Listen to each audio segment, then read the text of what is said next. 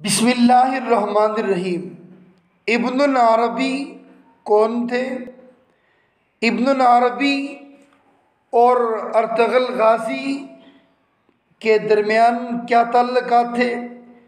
کیا حقیقت میں ابن العربی کی ملاقات ارطغرل غازی سے ہوئی؟ کیا ارطغرل غازی نے ابن العربی کا زمانہ پایا؟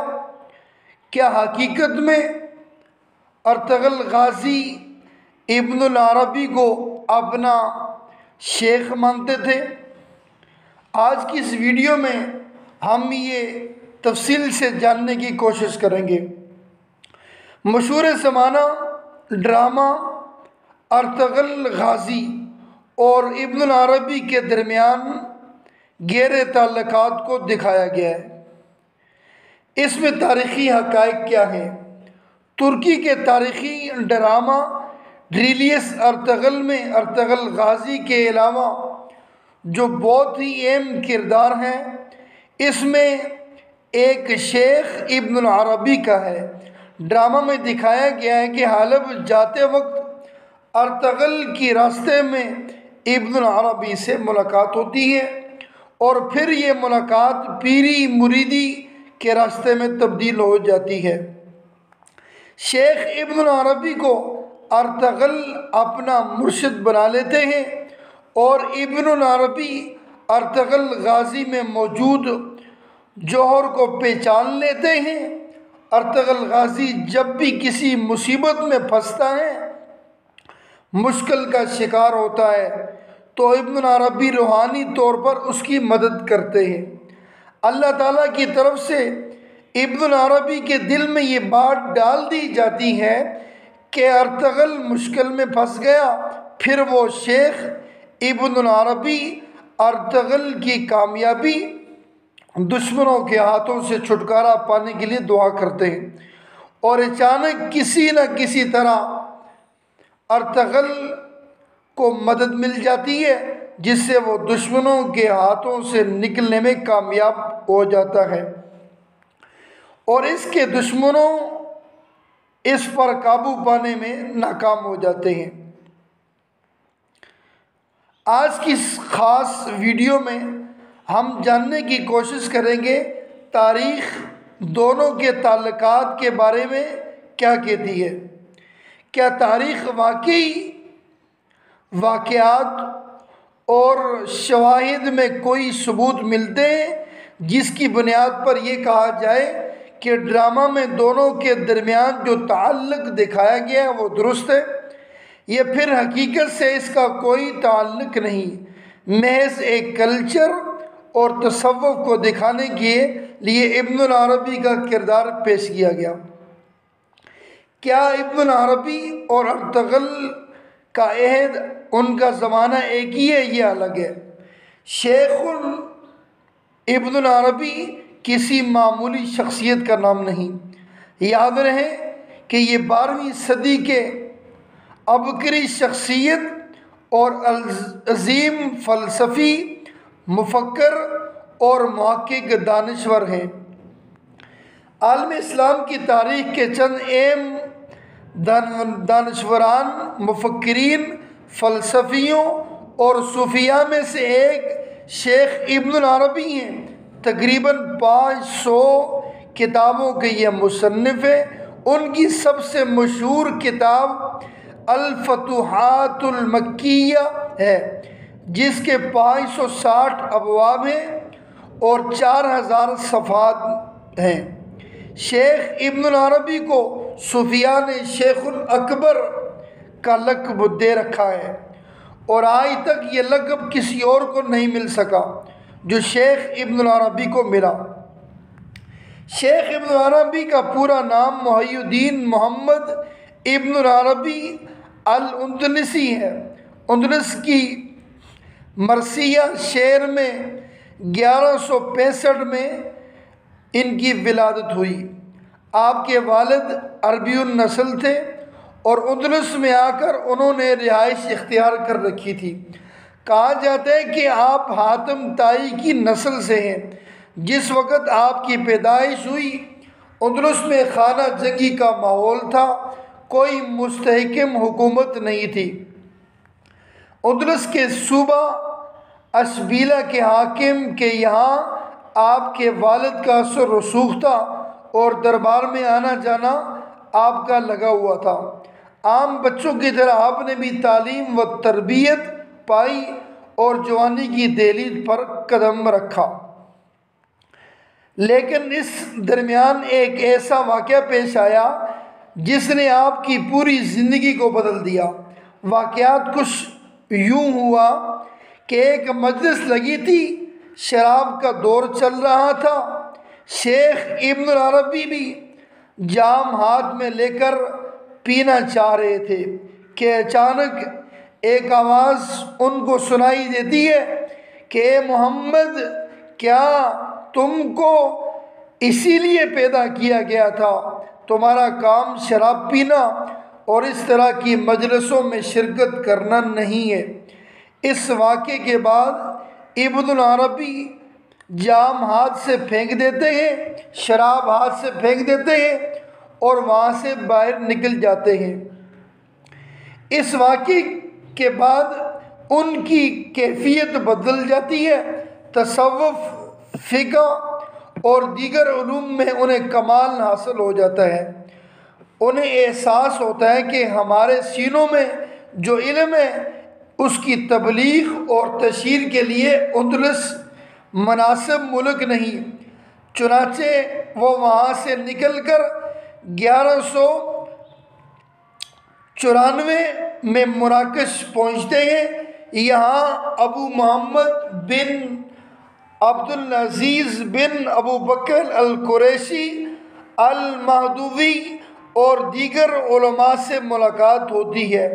مراکش میں شیخ ابن العربی ایک خانقاہ قائم کرتے ہیں اور تصوف کو فروغ دیتے ہیں۔ 2 سال کے عرصے میں ان کا طویل حلقہ بن جاتا ہے۔ شیخ ابن العربی پھر اندلس لوٹ جاتے ہیں اور کچھ سال یہاں قیام کرتے ہیں۔ 1199 میں ان کے دل میں اللہ تعالیٰ کی طرف سے یہ بات ڈال دی گئی کہ میرے بندوں کو اس کے کرم کے بارے میں بتاؤ جو میں نے تم پر کیا ہے۔ چنانچہ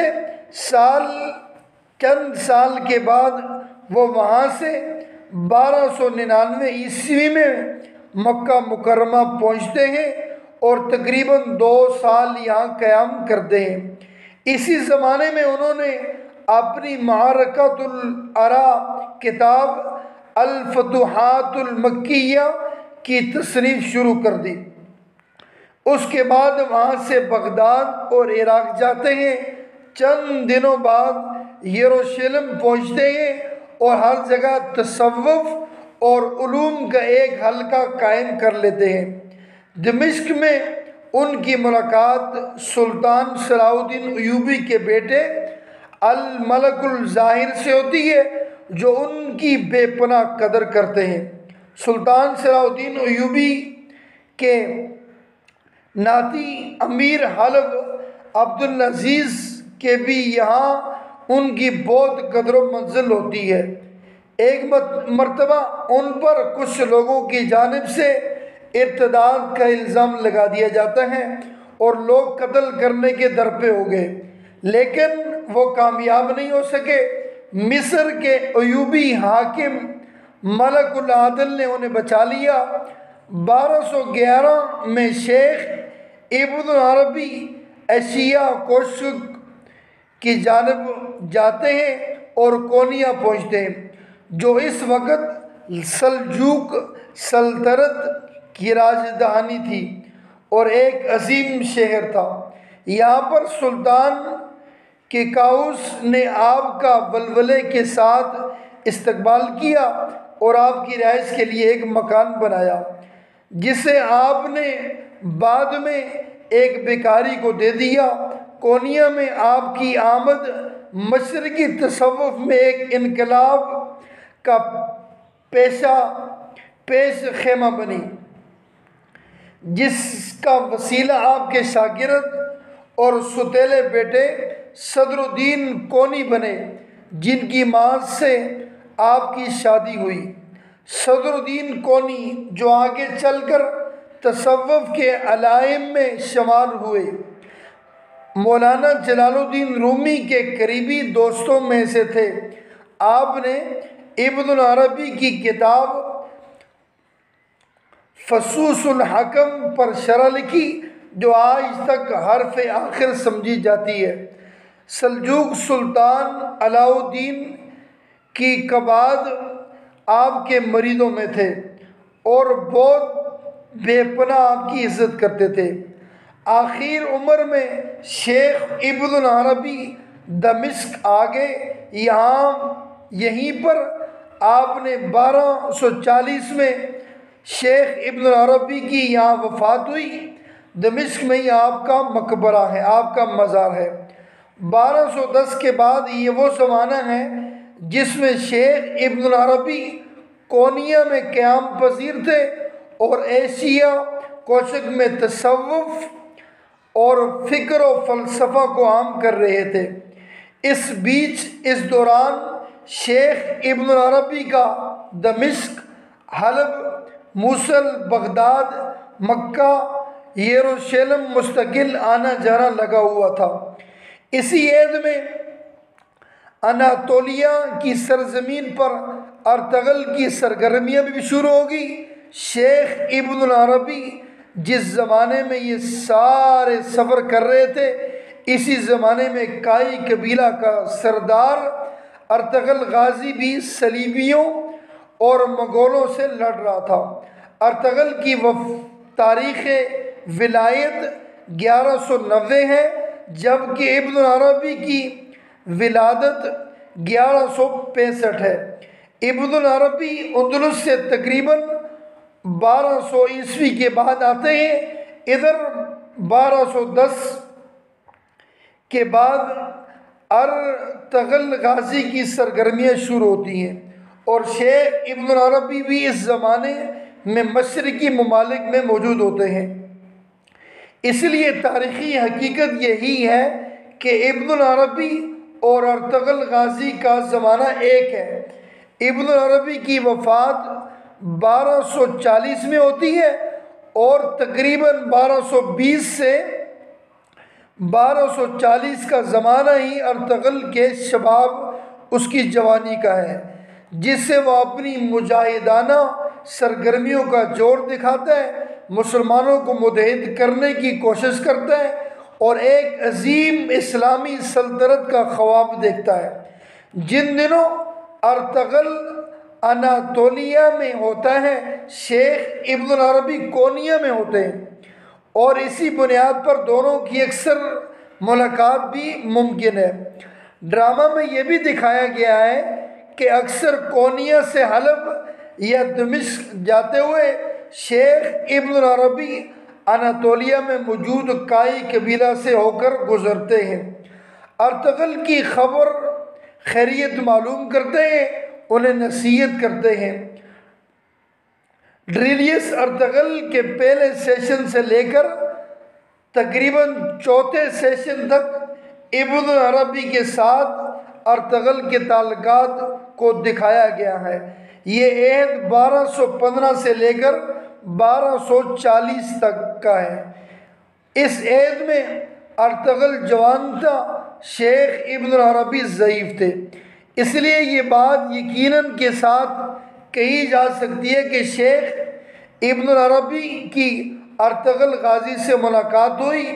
ڈریلیس ارطغرل کے رائٹر محمد بزدیق کا بھی دعویٰ ہے کہ ان کے پاس یہ تاریخ موجود ہے جس سے ثابت ہوتا ہے ارطغرل غازی کے روحانی پیر اور مرشد شیخ ابن العربی ہی تھے اور ہمیشہ رہنمائی کرتے تھے۔ دونوں کی ملاقات تھی اور ارطغرل کو نیک صالح بنانے اور اللہ کی ذات سے ہر مشکل میں مدد مانگنے کی تربیت کی تھی۔ اسی بنیاد پر ڈرامہ میں اکثر اس کردار کو اہمیت کے ساتھ جگہ دی گئی ہے اور ناظرین کی دلچسپی بھی اس کردار میں بہت زیادہ پائی گئی ہے۔